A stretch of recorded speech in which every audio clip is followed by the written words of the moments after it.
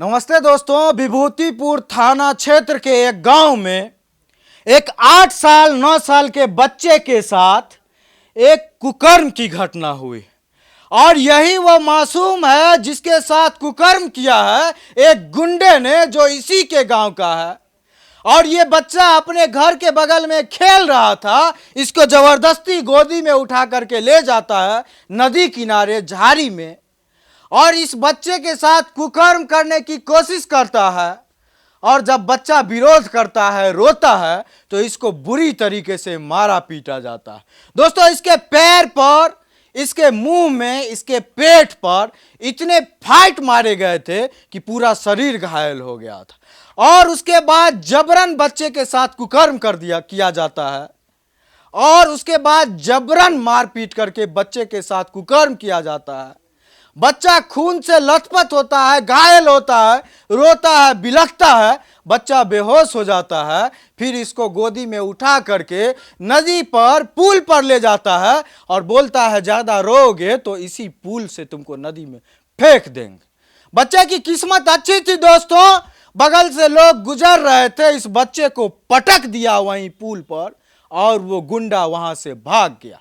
घंटों तक बच्चा बेहोश वहां पड़ा रहा और जब बच्चे को होश आया तो किसी तरह से लंगड़ाते हुए पकड़ पकड़ के अपने माँ बाप के पास पहुंचा और पूरी घटना अपने माँ बाप को बताई। और इस घटना के 24 से 25 दिन बीत चुका है दोस्तों, केस दर्ज है, नाम दर्ज है, लेकिन आज तक आरोपी की गिरफ्तारी विभूतिपुर पुलिस नहीं कर रही। परिवार वालों का आरोप है कि विभूतिपुर थाना के दरोगा ने कुकर्म करने वालों से पैसा लेकर के मामले को मैनेज कर लिया। क्या हुआ था आपके बच्चे के साथ? हमारे घर के बगल में शादी थी, उसी में हमारा बच्चा खेल रहा था, डीजे बज रहा था, सब आलू छील रहा था। वहीं से हमारे घर का बगल का एक लड़का आया और उसको क्या नाम था उसका? राजीव कुमार। क्या राजीव कुमार? पिताजी का नाम? पिताजी का नाम विनोद राम है। अच्छा, विनोद। और वो लड़का 18-19 साल का है और उसको गोद में उठा लिया जबरदस्ती। अच्छा। और झाड़ी में ले गया नदी के किनारे। अच्छा। और किनारे ले जाके इसको मारा पीटा और इसके साथ जबरदस्ती किया, गलत काम किया। और बच्चा रो रहा था, चिल्ला रहा था, तो उसको बहुत बुरी तरह से मारा। अच्छा। और मारने के बाद जब वो नदी के किनारे ले गया, पुल पर ले जाके, और कह रहा था चिल्लाएगा, किसी को बताएगा तो मैं फेंक दूंगा नदी में। अच्छा। वहाँ से कोई मोटरसाइकिल वाला गुजर रहा था, उसको देख के वो लड़का वहीं मेरे लड़के को छोड़ के भाग गया। और कैसे भी करके मेरे लड़के को होश आया तो वहाँ से उठ करके घर आया और सारी सच्चाई बताई। और फिर हम लोगों ने पुलिस थाना गए, वहाँ रिपोर्ट लिखवाए, केस किए, सब कुछ किए, लेकिन 15-20 दिन हो गया, पुलिस कुछ नहीं हुआ। जो लड़का कुकर्म किया है वो गांव में खुलेआम घूमता है। हाँ, गांव में ही घूमता है और घर पे भी आके धमकी देता है कि केस उठवा लो, नहीं तो सबको जान से मार देंगे। अच्छा, आपके घर पे आके धमकी भी हाँ, देता है? और उसके मामा मामू सब है ना, दारू बेचता है और बोलता है मेरा मामा मामू सब दबंग है, डॉन है। अच्छा। गुंडा है। अच्छा। क्या कर लोगे? अच्छा। कुछ नहीं करोगे। अच्छा। और खुलेआम घूम रहा है और पुलिस भी कुछ नहीं कर रही है। 15-20 दिन हो गया, कुछ नहीं कर रही है।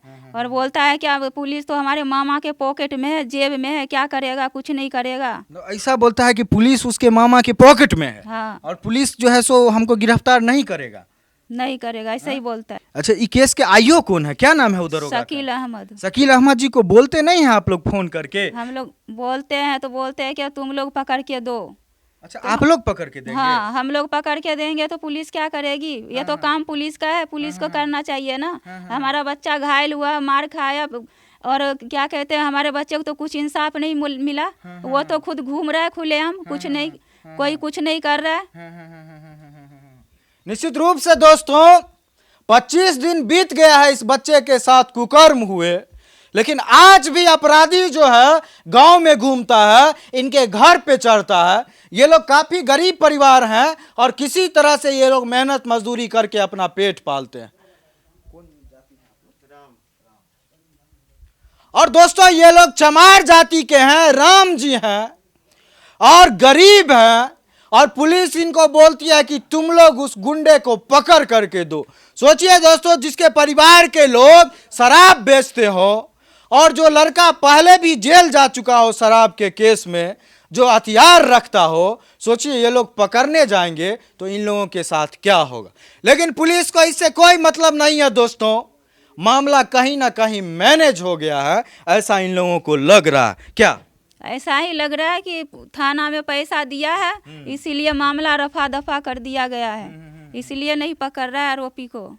तो इतना दबंग कैसे कोई लड़का हो सकता है कि एक छोटा बच्चा के साथ गलत काम करे या खुलेआम घूमे या कोई उसका कुछ नहीं करे?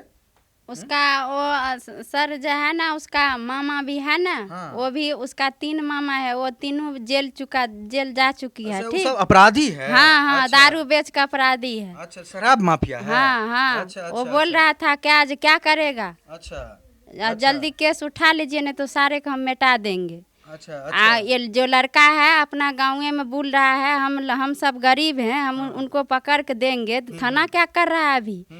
25-26 दिन हो गए हैं। सर आप सब ये नहीं करिएगा तो हमारा बच्चा है, हम फांसी लगाकर मर जाएंगे सारे परिवार। दोस्तों, पुलिस का जो रवैया है रोसड़ा अनुमंडल में, संगीन से संगीन जुर्म में भी उनकी संवेदनहीनता दिखती है। दोस्तों, मामला कितना भी सीरियस हो, लेकिन जब तक पैसा नहीं मिलता है, रोसड़ा अनुमंडल की पुलिस और विभूतिपुर पुलिस कोई कार्रवाई नहीं करती है। दोस्तों, ये लोग चमार जाति के हैं, राम जाति के हैं, ये लोग दबंग नहीं है, पैसे वाले नहीं है, पैरवी वाले नहीं है, इस वजह से इन लोगों को न्याय नहीं मिल रहा है। सोचिए दोस्तों, एक छोटा सा मासूम बच्चा, और सोचिए इसके साथ गलत काम होता है और गलत काम करने वाला इसके घर पे चढ़ करके इसको धमकी देता है, इसके माँ बाप को धमकी देता है कि केस उठा लो नहीं तो सबको जान से मार देंगे, पुलिस हमारे पॉकेट में। सोचिए दोस्तों, कैसा बीतता होगा इस बच्चे के दिल पे, कैसा महसूस करता होगा दोस्तों। और विभूतिपुर पुलिस और रोसड़ा डीएसपी साहब, जल्द से जल्द इसके अपराधी को गिरफ्तार कीजिए। गांव में ही रहता है, खुलेआम घूमता है, परिवार वाले को धमकाता है। आखिर कानून है किस लिए डीएसपी साहब, जब ऐसे ऐसे मासूम बच्चे कुकर्म होने के बाद भी, इतनी बड़ी घटना घट जाने के बाद भी खौफ के साए में जी रहे हैं। ये चमार परिवार, महादलित परिवार खौफ के साए में धुंध रहा है और शराब माफिया इनको धमकी दे रहा है। तो आपका कानून आखिर क्यों है? आखिर 20-20 पदाधिकारी और इतनी बड़ी फोर्स और इतने बड़े बड़े संसाधन लेकर के पुलिस कर क्या रही है रोसड़ा अनुमंडल में, जब ऐसे ऐसे महादलित परिवार, चमार परिवार और ऐसे ऐसे मासूम बच्चे को आपका परिवार न्याय नहीं दिला सकता। और ये फांसी का फंदा है और ये लोग अपने घर में लटका के रखे हुए हैं, बोल रहे हैं कि अगर ऐसा ही रहा, हम लोग को रोज धमकी मिलता है उस कुकर्मी के द्वारा, उस गुंडे के द्वारा, और पुलिस बोलती है कि तुम लोग पकड़ के दो। ऐसे ही डर और खौफ के साए में कब तक हम लोग जिएंगे, और बोल रहे हैं कि इसी फंदे में हम लोग लटक के मर जाएंगे अगर पुलिस हम लोग को इंसाफ नहीं दिलवाएगी, क्योंकि रोज ये लोग उस गुंडे के खौफ से तिल तिल के डर डर के मरते हैं।